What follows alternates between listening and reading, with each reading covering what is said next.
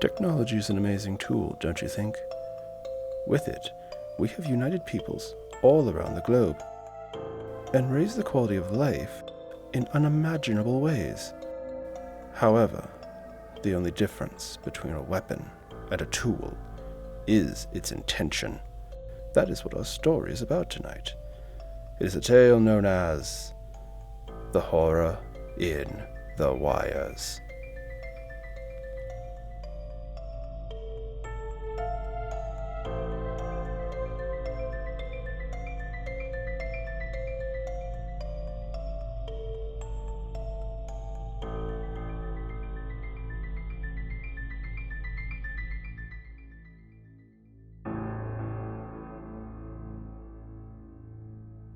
What doth it profit a man to gain the whole world and lose his own soul? That's a line my grandfather once told me.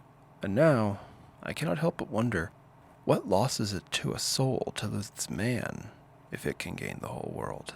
A few weeks ago, I would say I sound crazy, but that just shows how much the world can change in a few weeks.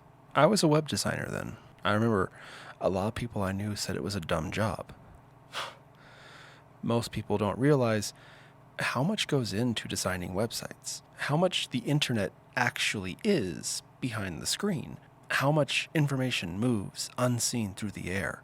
The data needed to make even a simple fan page is more than was ever stocked in the Library of Alexandria. Getting back to the point, I was given a flash drive by a friend of mine, Professor Pierre Michaels, who works at the College of Amistad. He said it had a manuscript on it, and it needed to be kept safe while he was away on a trip to Europe. He did seem a bit strange now that I really think about it. I assume most people are protective of their projects, but still he strongly stressed that I had to keep it safe for him, as if it was somehow in danger, though now I understand. It was never in danger.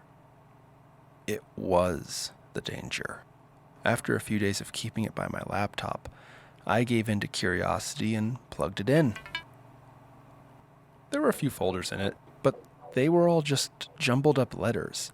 Most didn't even seem to form actual words, though I did notice the letters sometimes spelled out Sir Lewis Wolfe. That wasn't enough to keep my attention, though, so I just went back to working on my other things. But the next day, when I turned on my laptop, things had changed.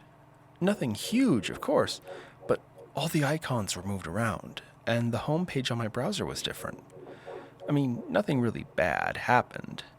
It was kind of like if a kid or someone was playing around with my computer, but they didn't really know what they were doing, and just moving around things and clicking on them. I worried if there had been a virus on that flash drive, so I did a scan of all my files, and I was shocked to find nothing. The results of the scans didn't even finish. The scanner didn't crash or anything, it just stopped. No errors were detected, nothing. I wish I could explain it better, but I guess that really isn't as important as what happened next. When I looked in the folders again, they were different. They weren't scrambled up so much. They were pages, like a journal. I still couldn't read any of it, though. I think it may have been Hungarian, or something similar to that, which would actually make sense, as Pierre was a historian of Eastern and Central European history. Once again, the only thing I could clearly understand was the name Sir Lewis Wolfe. In fact, I noticed it several times more now. Whatever these pages were, I could only assume that this was a character that they were about. I thought about calling my friend and asking about it, but I started to worry that he'd be upset if I looked at the flash drive when he had been so adamant that it had to be kept safe. So I decided to just keep it to myself for now. Then, the next day, when I looked at the folders again, there was an image. I opened it, and honestly, I'm not sure what I felt. It was a picture of a mask, like one of those really old masquerade ball masks.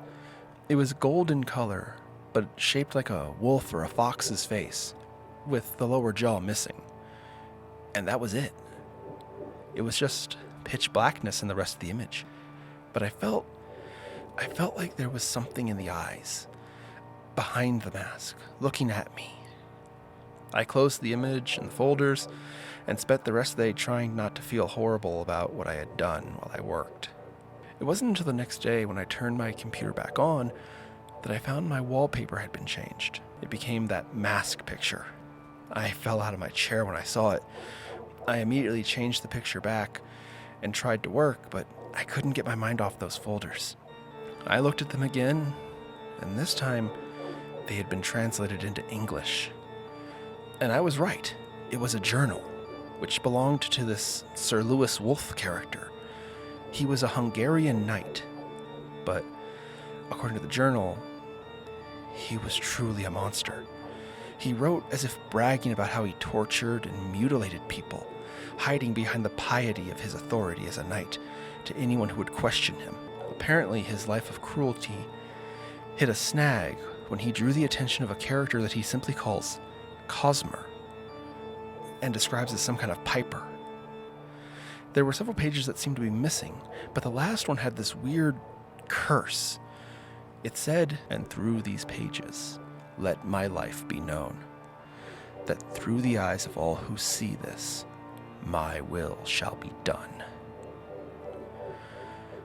I never really bought into the whole ghosts and magic thing, but I honestly was more than a bit freaked out by that. I closed the laptop and I tried not to think about it. I mean, even if there was such a thing as a cursed book, putting the words into a computer wouldn't count, right? I mean, magic doesn't work that way, doesn't it? I actually got my answer the next day. When I opened my laptop and looked, the mask's wallpaper was back and still startling me really bad, actually. I was about to change it again when one of the messenger apps on my computer opened up by itself.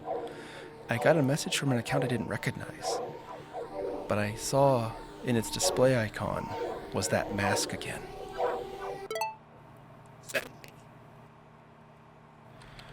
I texted back to them, "Who is this?" And it replied, "Send me, please." I told them to tell me who it was or I was just going to block them. And they finally responded, "It's me." Sorry, I couldn't pass up the reference. How about you just call me Globalist? I told him I didn't know any Globalists, and he replied, LOL, that is so funny. Like there'd be a whole convention of people with my name, right? Anyway, send me. I asked what they meant, and it took them a minute, but I did get an answer. I can't leave. I can only look out. I need to be sent. Please help. I am asking nicely after all. I started to get very frustrated and asked how old they were. They answered, Well, I was around for a little bit, but that was a long time ago. So I don't know if you would count it. The last time I was up and about, the United States only had like a dozen members to its union. Which, by the way, what's up with all the states now? Was collecting them going out of style or something? I could only assume it was a child, maybe a relative of Pierre, who had gotten a hold of his phone or his computer. Sorry, I do ramble, don't I? I guess I would say, since being brought back at least, I'm a few weeks old? Your friend Pierre found parts of the journal, and has been translating them. But it's been broken. So I had to send it back to the old country to find the rest.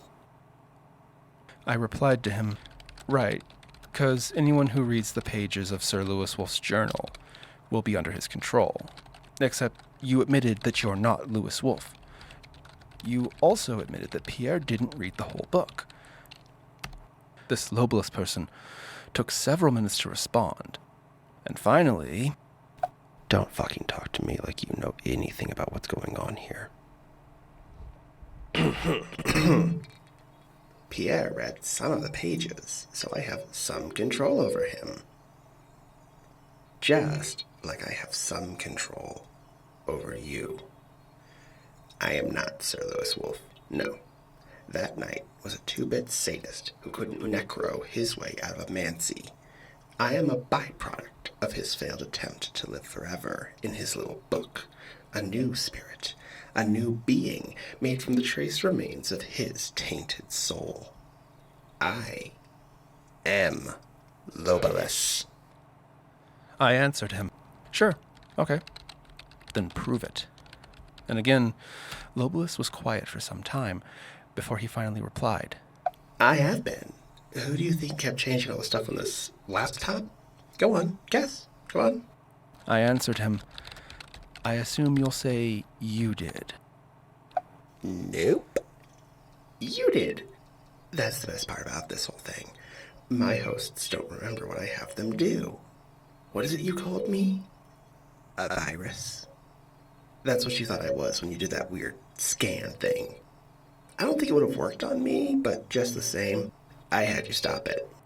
I pointed out how that was a very convenient power for a virus to have, and they replied, Well, not to brag, but I would say I am the perfect virus. One capable of infecting the perfect computer. I had had enough of this prank. I was going to block them when suddenly they responded, No, you won't. See, I was a nice guy. I asked you. I even explained things to you. But you seem either too proud or too stupid to accept my generosity. So now, we do it my way. The next thing I knew, I was looking at my laptop. My browser was open, and I had been sending out emails to every single contact I had, each of which had folders attached. But by now, you probably can guess who really sent those emails, right? And what was attached to them? It'll take a lot more than some non-believer to stop me. If I can be anywhere, in any device, on any account, inside any mind, what am I if not God? And just like the last one, I will have none before me. I will not move through the pages of some old book, but through the wires and waves of this new world's networks. I shall bring judgment and damnation on all cultures and peoples who defy me. I am the wolf at the door. I am the sum of all fears. I am Globalist.